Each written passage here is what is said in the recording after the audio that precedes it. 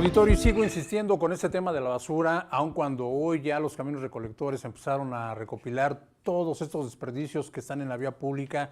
Yo lo invito, le sugiero, no saque su basura a la calle, evitemos ser parte de este problema de salud pública que tenemos ya en la capital.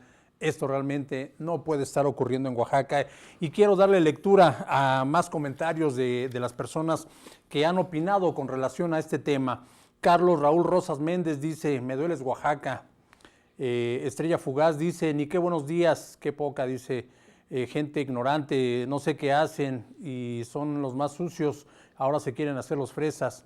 Esteban Santiago dice: ¿y el gobierno, que solo sirve para cobrar impuestos? Es lo que pregunta.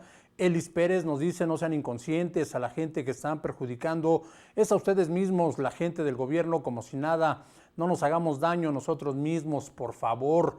Tadeo Hernández: luego están chillando que se inundan las calles, lo que yo le decía hace algunos instantes. Juan Carlos Arellanes: eso lo hicieron los comerciantes para ver si el disque gobernador que tenemos hace algo. Eso que no lo va a hacer, no le preocupa ni le preocupará, porque no es oaxaqueño y no quiere a Oaxaca. Costeñita Martínez dice: ¿dónde quedaron las letras y las palabras del Benito Juárez? Señores, no se quejen a la hora de elegir.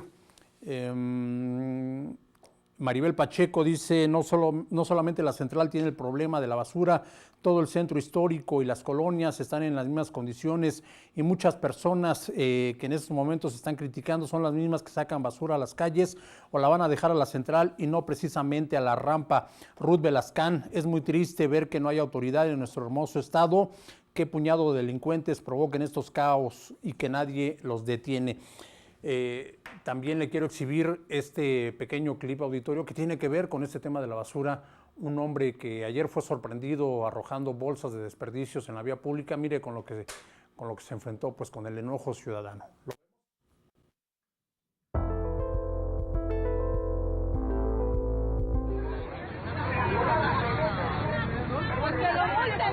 Que lo multen.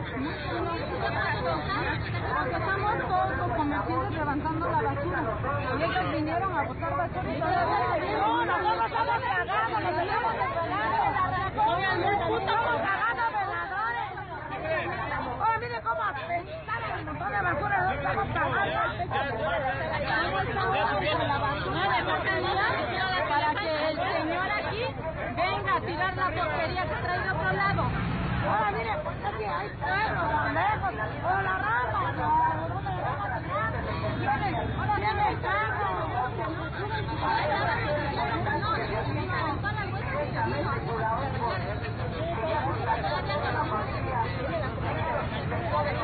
Nosotros no los vimos, ahora la pista va a caer como que del banco.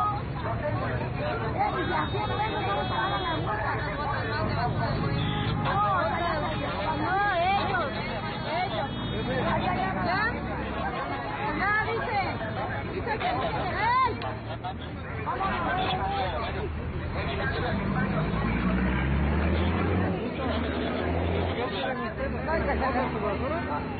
No, ya se la regresamos allí.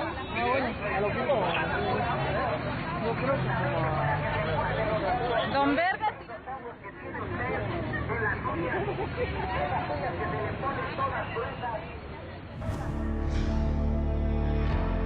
Pues esto fue lo que le pasó a este hombre, y para regarla todavía iba acompañado de su familia, niños que estaban presenciando esta situación. No saquemos la basura a la calle, esperemos a que las autoridades recojan todo esto, que se normalice el sistema de recolección, y bueno, esto nos va a hacer un beneficio a todos. Nosotros regresamos con nuestros invitados, Eva María Morales Velázquez y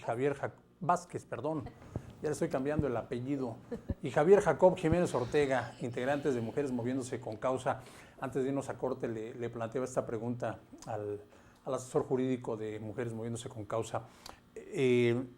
¿Se han eliminado algunas agravantes en el caso de los delitos de violencia contra la mujer, o siguen persistiendo, sigue aplicándose el mismo criterio jurídico, abogado? No se han eliminado los delitos, simplemente la Suprema Corte de Justicia de la Nación ya hizo un catálogo de los delitos graves y no graves. En este caso, por ejemplo, en el caso del homicidio, delitos culposos en el caso de homicidio, un ejemplo, homicidio o lesiones, o el aborto, que son considerados como delitos no graves, ¿sí? En cambio, hay otros esos son delitos ahora sí perseguibles de oficio, y en el otro, en el caso de la violencia intrafamiliar equiparada, que es de querella, también está considerada como no delito grave. Entonces aquí no se están eliminando los delitos, al contrario, lo que pasa es que aquí ya hizo un catálogo y tampoco se está considerando que van a quedar libres ahora sí que todos los que incurren en un delito, sino que aquí ya el juez va a determinar de acuerdo, obviamente, lo que el Ministerio Público solicite. El Ministerio Público va, digamos, solicitar esas medidas tomando en cuenta si hay un riesgo sobre la víctima. Si la víctima, ahora sí que corre riesgo en el caso de la mujer, corre riesgo de ser, digamos, amenazada, y corre riesgo de ser lesionada o causarle un daño mayor. Entonces ahí el Ministerio Público tiene la carga de la prueba de demostrar, ¿sí me explicó? De demostrar que hay riesgo, hay condiciones de que no puede quedar libre el imputado. Claro, se convierte en un peligro para la víctima. Exactamente. Pues, yo aclaro esa cuestión porque se está creando una confusión dentro de la sociedad. El sistema acusatorio penal sí funciona. Lo que yo siempre he dicho y reiterado es que no está funcionando la infraestructura, ¿sí? Sí existe la procuración de justicia a favor de las mujeres. El problema es que no tenemos la capacitación dentro del sistema de justicia. Fallamos con el primer respondiente, fallamos con la integración, con la investigación. Yo le digo por experiencia, porque cuando llevas a una víctima ahora sí que de amenazas y lesiones, tuve yo ahora sí que la oportunidad de llevar a una víctima en caso de amenaza y violencia. El agresor nos seguía siguiendo hasta llegar hasta las oficinas del Ministerio Público. Claro. Entonces pues, el agresor tenía ganas de seguir agrediéndolo, entonces no nos recibían, ni siquiera nos pueden recibir a altas horas de la noche. Y eso era que eran las 12 de la noche. ¿Qué hacíamos con la víctima? Tratábamos de cuidarla hasta que nos dieran la atención, nos tenían ahí como 2 o 3 horas, luego nos turnaban a otro sector, nos íbamos al sector metropolitano hasta que recibía. Sí, espérame un momento. Vamos a esperar. Y entonces ahí sí lo canalizan, pero vuelvo a repetir, desgraciadamente no contamos con servicios periciales de manera eficiente. ¿Por qué? Porque no cuenta con suficiente infraestructura. Y los servicios periciales es una de las partes más fundamentales para apoyar a la víctima en caso de violencia. A veces no hay psicólogos a estas horas porque precisamente cuando hay otros delitos los peritos tienen que ir allá y no están pues al mismo tiempo. Pues nosotros aquí el gobierno del estado debe de garantizar una eficiente procuración de justicia y obviamente un presupuesto accesible para poder ayudar a las mujeres, en este caso por parte de la Fiscalía General de Acceso a la Justicia a las mujeres. Ahí debe de haber esa atención inmediata. Está la prueba de que existe un mayor número de femicidios.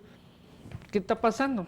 Entonces aquí, reiterando, la asociación y las demás asociaciones civiles tienen ese papel, digamos, de crear conciencia para, digamos, encaminar una cultura de no violencia. Una cultura de no violencia. Exactamente. Eva, ¿hay participación de las mujeres cuando ustedes les llevan toda esta información? ¿Cómo responden las mujeres?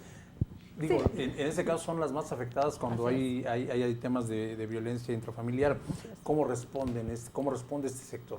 Sí hay participación. Muy pocas veces hemos sido así como que no se atreven, ¿no? Afortunadamente nosotros pues nos movemos por el fitness, entonces así como que es ahí donde ellas captamos toda su atención, ¿no? Obviamente metemos primero los talleres, las pláticas, difundimos muchísimo el Día Naranja, que cada día 25 de cada mes es necesario e importante que se hable de la violencia que vivimos las mujeres, porque de alguna u otra forma todas hemos sido violentadas, ¿no? Sí, hemos tenido, gracias a Dios, muchísima respuesta de ellas se atreven a decirnos, ¿no? Muchas no conocen sus derechos, muchas no saben que son violentadas, porque obviamente hay que ver qué tipo de violencia están viviendo, ¿no? Muchas pues se quejan con nosotros que pues el marido definitivamente no les da dinero, ellas tienen que salir a trabajar y ellas son el sostén de la familia. Pues la violencia en cuanto a doméstica, eso sí hemos encontrado muchísimo, ¿no? Mujeres todavía que son golpeadas, que se tienen que resignar a vivir con el marido borracho, drogadicto, que les pegan a ellas y a los niños. Hemos tenido casos muy fuertes que sí nos han impactado en una comunidad aquí en Islahuaca. Tuvimos que pues hacer de todo para que sacáramos a esa pobre mujer porque la estaba golpeando. Los vecinos nos llamaron, ya habíamos ido a darles pláticas, conferencias y obviamente deporte, pero es así como ellos logran canalizarnos a esas mujeres maltratadas, ¿no? Y nosotros poderles dar el apoyo hasta donde podemos y obviamente el acompañamiento y la asesoría jurídica totalmente gratuita. Este trabajo que ustedes realizan es una labor pues prácticamente invisible porque son casos muy personalizados, Sí. pero que como yo lo comento tienen un gran impacto dentro de la sociedad, porque si logras evitar o rescatar a una mujer, a una persona, una familia que ha sido violentada, sí, logras un cambio también dentro de la sociedad. Ananda es una organización civil que no tiene recursos económicos, que vive con base a apoyos, con la buena fe de la gente. Así es. ¿Cómo poder ayudarlos? ¿Cómo poder canalizar este tipo de ayuda? A ver, por favor, abogado. Mira, hay muchas maneras ahora sí que de que nos apoye, ahora sí, tanto la iniciativa privada como los dependientes no gubernamentales.